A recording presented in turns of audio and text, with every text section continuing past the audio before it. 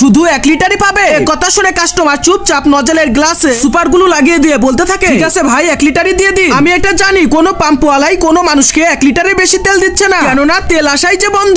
কি ভাই 1 লিটার তো আমিও এসে নিতে পারতাম, তাহলে আপনার সাথে এসে আমার লাভ কি হলো? আমি পাম্পের বাইরে একজনেই দাঁড়িয়ে আছিলাম যাতে কেউ আমাকে 1 লিটারের চাইতে বেশি নিয়ে দিতে পারে, কিন্তু আপনি তো দেখছি ওই 1 লিটারই নিচ্ছে। আরে ভাই কি হয় ওইটা শুধু আপনি দেখতে থাকুন। আরে ভাই সাহেব আপনার কি হলো, দিয়ে দিন না 1 লিটারই। কিভাবে দিব ভাই, আপনি তো টাঙ্কিই খুলেননি।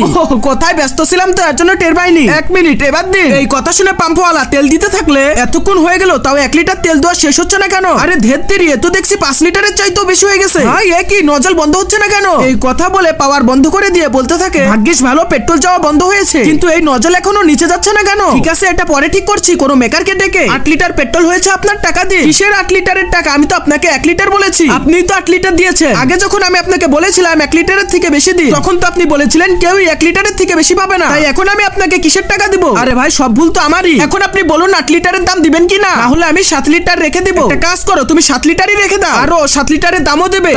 তার মানে হলো আমি এই পাম্পের মালিক, আর আমি বাইরে একজনেই দাঁড়িয়ে আছিলাম যে কে কোন ধান্দা করে পেট্রোল বেশি নিতে আসে।